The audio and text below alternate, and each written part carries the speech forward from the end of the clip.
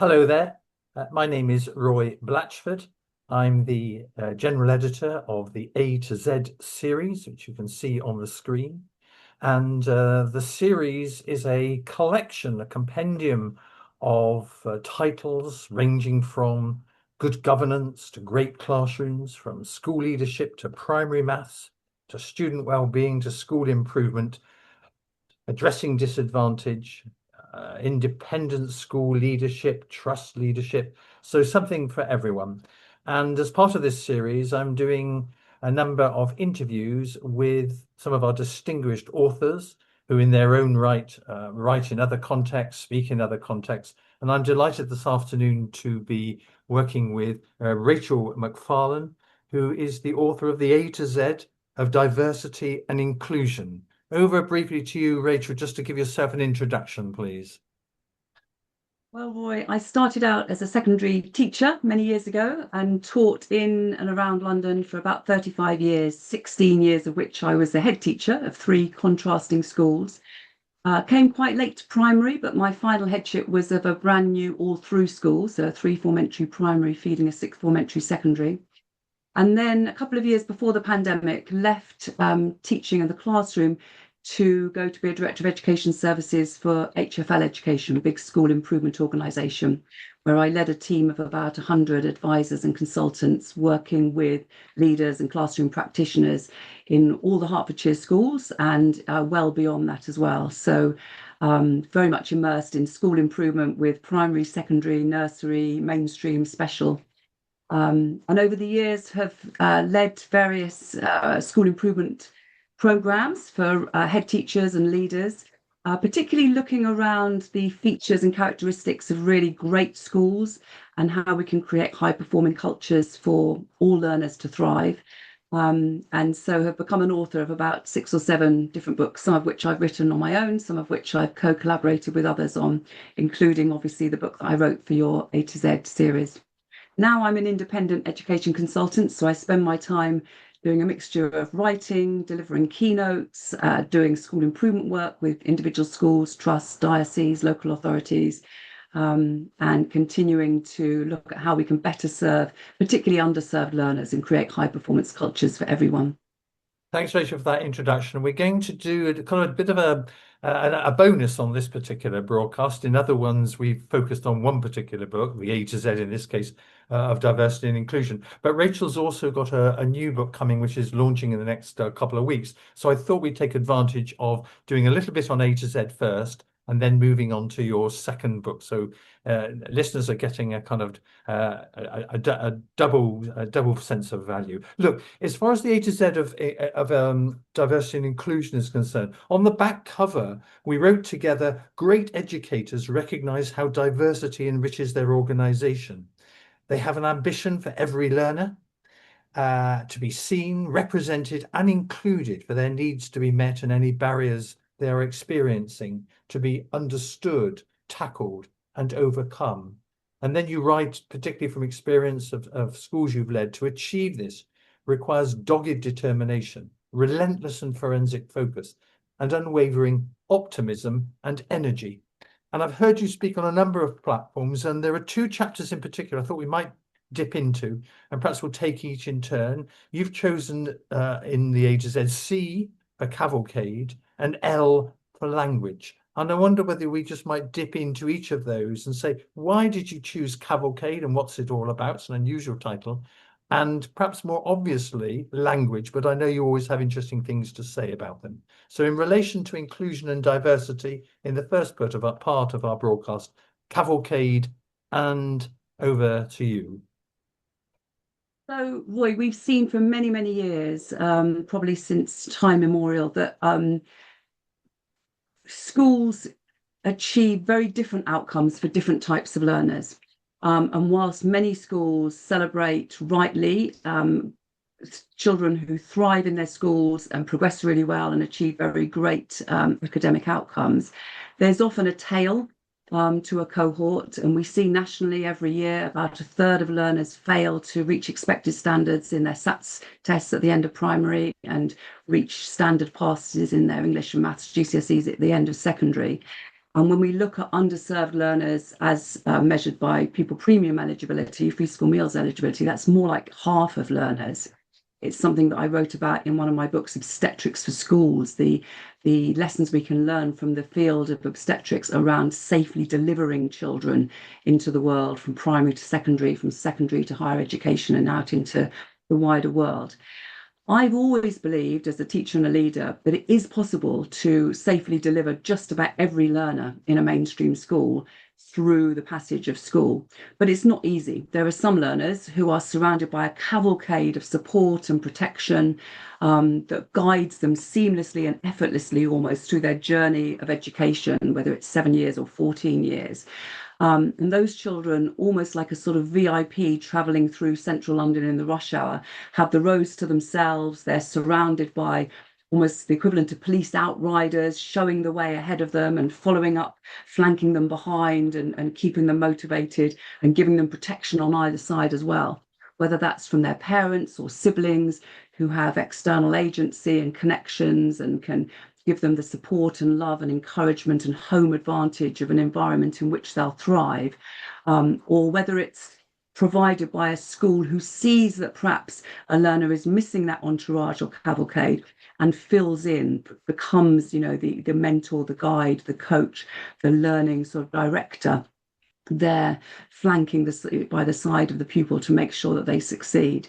It is tough. It's not easy to preside over and create a culture of success and high performance for just about everybody. But the C chapter of the A to Z is all about the advantage that a cavalcade gives us and the way in which we can provide that advantage in cavalcade for those learners who, through no fault of their own, don't have that provided out of school for them.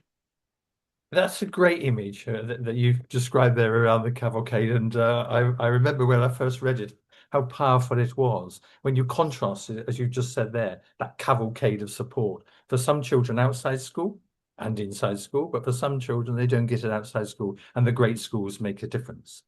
Let me take you on then, because you choose your words carefully always. There's a great chapter in the book which is headed Language. It begins, words, so innocent and powerless as they are, as standing in a dictionary, how potent for good and evil they become in the hands of one who knows how to combine them. That's a quote from Nathaniel Hawthorne. Why do you place such an emphasis on language in school leadership, particularly when you're addressing issues of diversity and inclusion?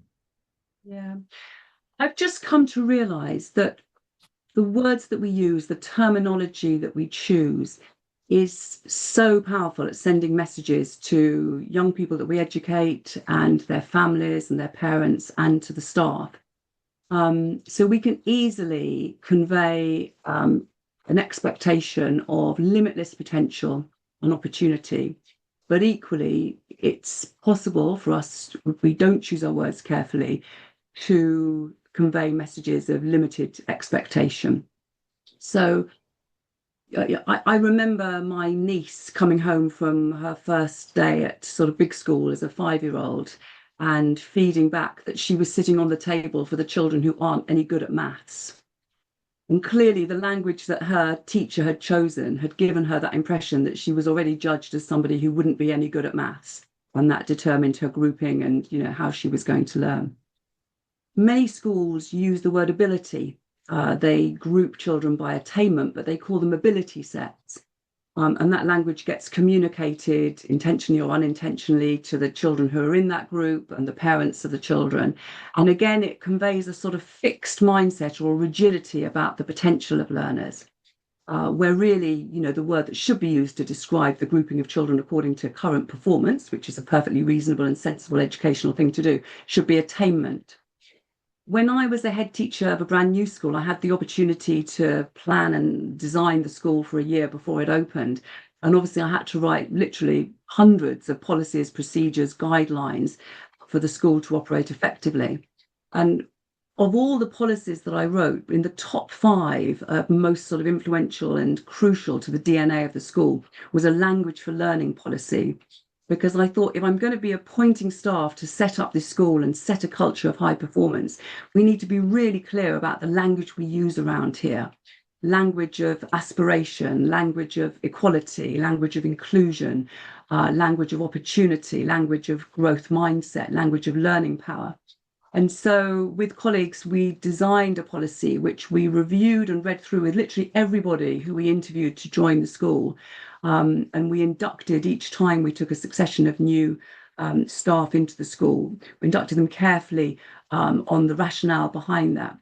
And it proved to be incredibly powerful in sifting colleagues that we really wanted to be part of the journey, who had that absolutely sort of core belief in the potential of all learners and being able to do something really special educationally if they came to work in the school with us. But it was also a policy that we discussed really clearly with parents, and we talked about how it would be much more helpful if they could praise their children for effort and determination and grit and resilience rather than academic outcomes and results.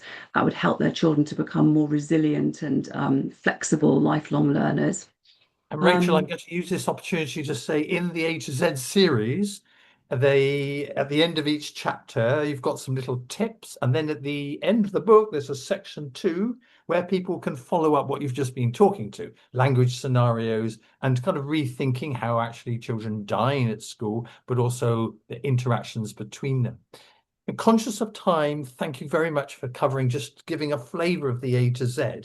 You have already mentioned Obstetrics for Schools, which is one of your earlier powerful books, and you talked about there a guide to eliminating failure. And I want to pass on, if I may seamlessly, to say you've got a new book coming out, actually launching next week, called Making School Unmissable. And I love some of the titles, and you're quite right. Too many children at the moment we know are missing school, certainly from my national travels. And I wondered whether you could just give us 5 minutes or so on that thread for you about eliminating failure in obstetrics for schools. You've talked to us and given us a flavour of the A to Z of diversity and inclusion, and kind of why you've turned your attention now to making school unmissable. yeah. So the key thread between all of these books is around creating cultures in which failure is eliminated, and creating climates in which there is a belief and there are the conditions for everybody to grow bigger and better brains and to be, ever sort of higher performing and thriving really in school. And we see too many markers at the moment post COVID of schools where too many of the stakeholders aren't thriving. Young people who have determined for one reason or another that they would rather stay at home and learn, online in their bedrooms and connect with friends through social media than live in school. Staff who, for whatever reason, don't feel fully engaged and aren't giving discretionary effort and feeling really invested in the school in which they work, or feeling really valued by the school in which they work. And families who think that it's perfectly reasonable to keep their child off school if it's their birthday, or if it's the night, the morning after they've been to a Taylor Swift concert, we saw the stats for this week, or just feel that actually if they're working at home, their child can work at home, the legacy of COVID conditions, etc. And when we scrape at what might be the reasons behind that, we see children who say they don't really feel they belong at school, children who say, if I've got an issue going on, that isn't really picked up by anybody at school, children who say it's very rare that I go to a lesson that I find really interesting, let alone exciting. And I've co-written this book with a great colleague, Paul Jenkins, who, as a secondary head teacher, designed a framework that was around 5 senses. And just as we have our 5 senses of, taste, feel, etc., his theory and his framework, which we've used for the book, says to really find school unmissable, completely sort of compelling as a proposition, whether you're a learner or an adult working in the school or a family member encouraging a young person to go to school, you need 5 deep senses: a sense of purpose. You absolutely have to get the why of school, why it's, incontrovertibly important to be at school. A sense of belonging. You have to feel safe, noticed, respected, included, represented in school. A sense of success. You have to feel that the steps you're making to improve and get stronger and develop your learning, whether that's academic or practical, whether it's as part of a team or individual, whether it's work-related learning or classroom-based learning, that sense of success has to be there.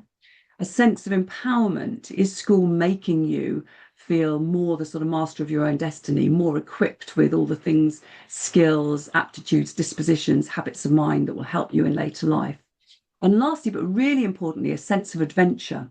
Is school a place where learning is fun, unpredictable, spontaneous, life affirming, adventurous, playful?